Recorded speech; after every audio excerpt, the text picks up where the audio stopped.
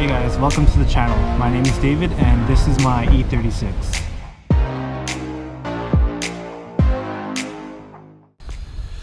Alright guys, so what I have here is a 1992 E36 318 IS. I've had this for about 4.5 years, since 2016. It's actually not a 318 IS anymore, it's a 328 IS. I had a M52 2.8 liter straight 6 swapped in just recently. I'm just starting this YouTube channel to just go through what the car is like right now and what I have stored for the future.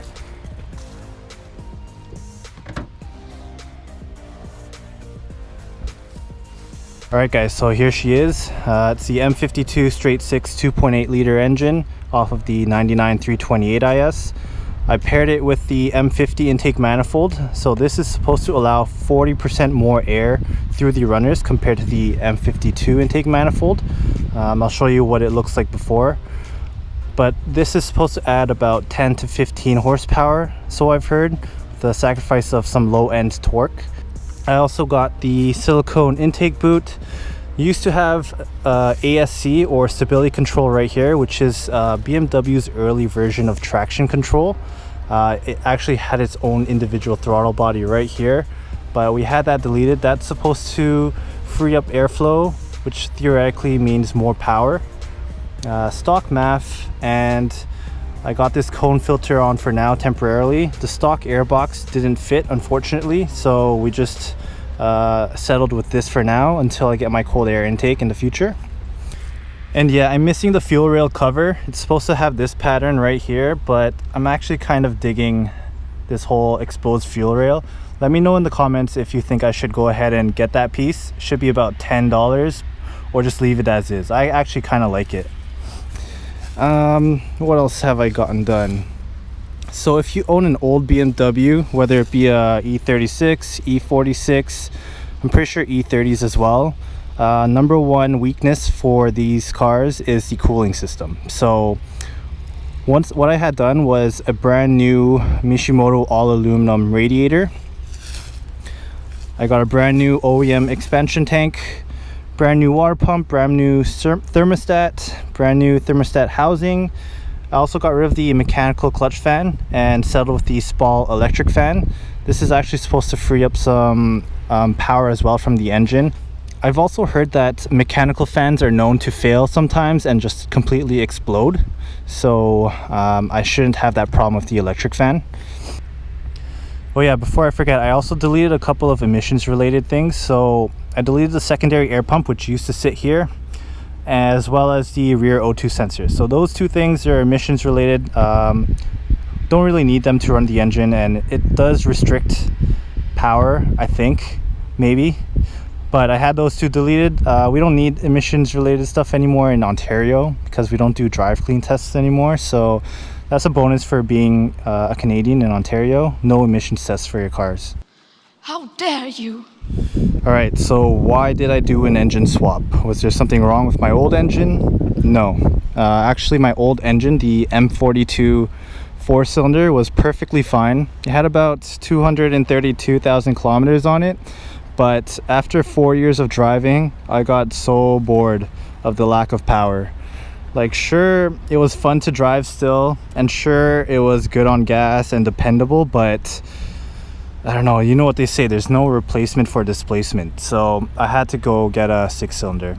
I also even considered going forced induction on the 4-cylinder, so a turbo or a supercharger, but that would have ended up costing way more money for maybe a little bit more power than what I have right now, and way less reliability in the long term. So I settled with the M52 from 328 IS. I actually got a killer deal on the donor car, complete car. It was an automatic, so I'm still using the 5-speed from 318 IS, but it mates perfectly fine, and the engine that I got was mint.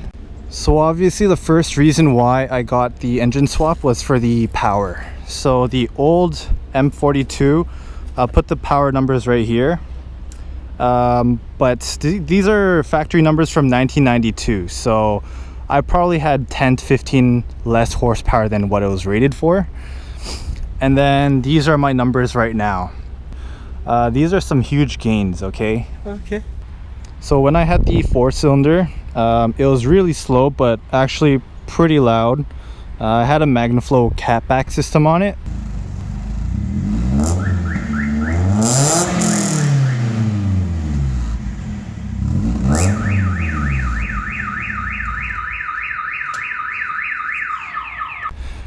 But now it's a lot quicker, but super quiet, because now I'm running the stock exhaust. So I'm just gonna run the stock exhaust for now. It doesn't really bother me. It's actually not bad being quiet, but I'll definitely throw on the MagnaFlow exhaust again next year. So the S52 and the M52 engines are not too far off. So the E36 M3 and the 328IS engine. I believe it's the same block. It's just the M3 engine has bigger bore, so it's a 3.2 liter compared to the 2.8. And the M3 engine has better camshafts. But other than that, I think that's it. Obviously, let me know in the comments if I'm wrong. I probably am. But I'm sure with a few bolt-on mods on this E36 M52 engine, I should be able to reach M3 power, or at least close to it. But yeah, my old engine had about 232,000 kilometers. I guess some people would consider that high, but these engines are known to last 300, 400,000 kilometers as long as you keep up with the maintenance. So it wasn't bad. It could have lasted to 300 plus easily, but the new engine, the 6-cylinder that I got, only has 132,000 kilometers. I think that's like 81, 82,000 miles. I'm not too sure, but that's crazy low for an E36.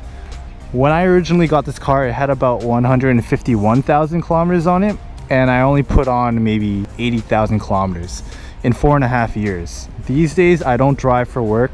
I work from home. So this car, I only take it out on the weekends or to grab groceries. So this engine should last me forever.